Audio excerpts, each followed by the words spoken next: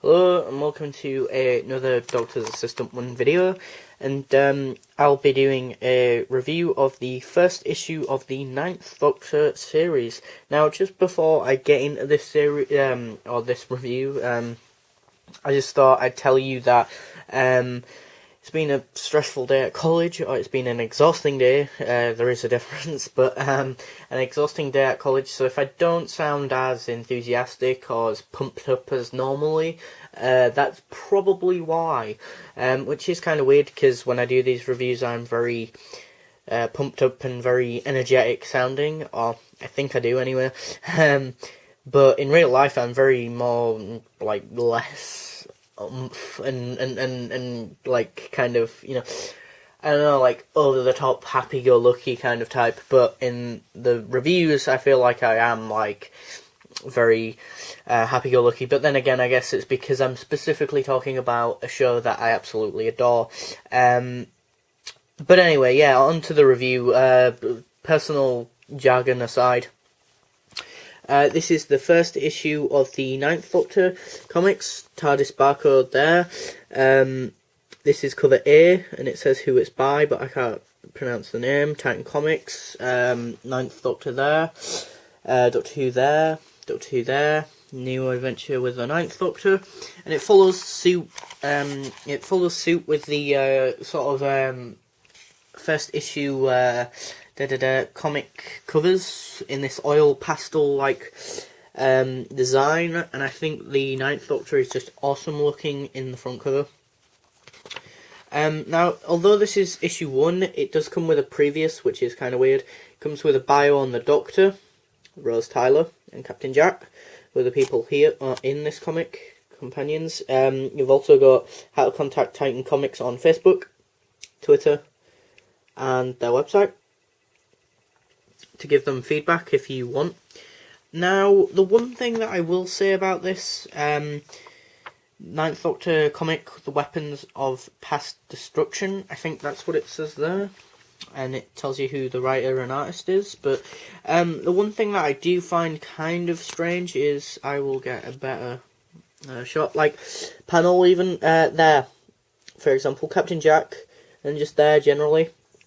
If you look very closely at their sort of heads and how they've been drawn, they look very, I don't know if it's just me, you could comment below if you agree, but they look very CGI'd, like they're animated, like it's an animated sort of design they were going for when doing this one, which is kind of weird because unlike any of the other ones in the comic range, specifically from Doctor Who, this is purely unique to this one.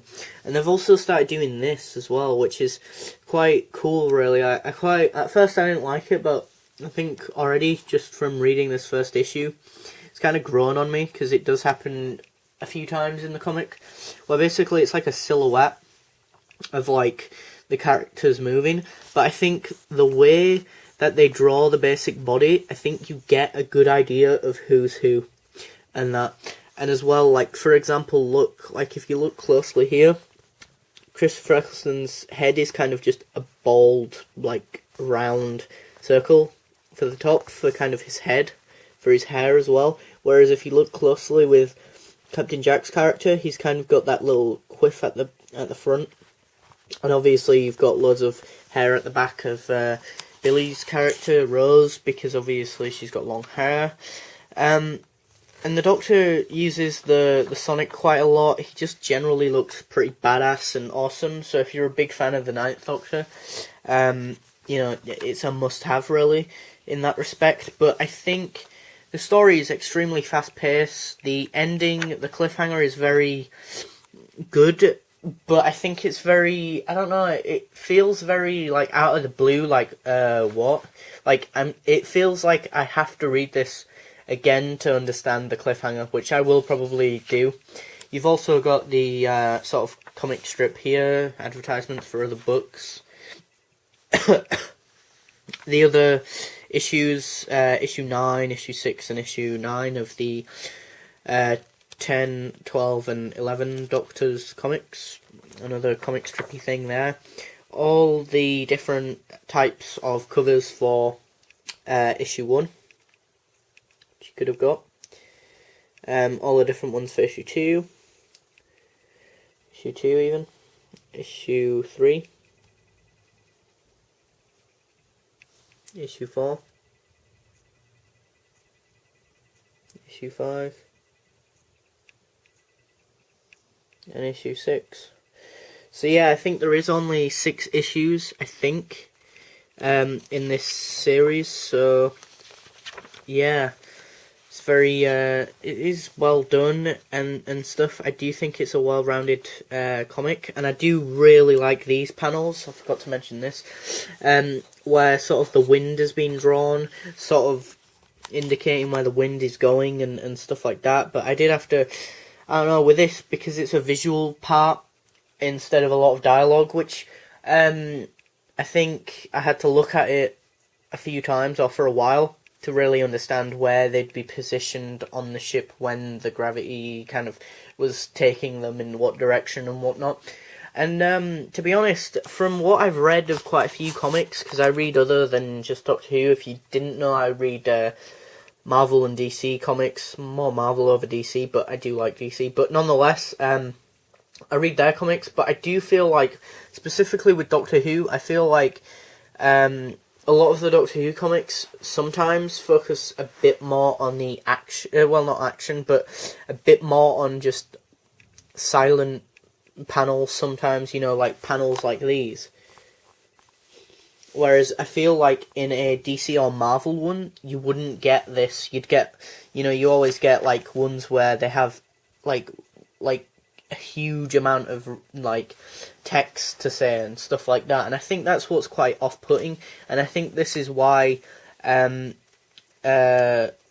know, a while back, I don't know if he still has this sign, but in the in Shipley Market, there's a comic book shop, and he did used to, I don't know if he still has the sign, but have a sign saying, you know, that he recommends the Doctor Who comics to get people into comic books. And I think that's fantastic because, you know, they are quite easy to read, easy to pick up, easy to kind of follow on. And I think this one, if I am correct, I'm not 100% sure, but I think this one basically is just going on from the Empty Child and the Doctor Dances, but is before Father's Day, but like after Empty Child and Doctor Dances, because Jack is on the ship. But oh no, Father's Day isn't with that. It's after Father's Day and no, it's after Empty Child and Doctor Dances, but it's before the next episode, whichever that episode is. I can't remember.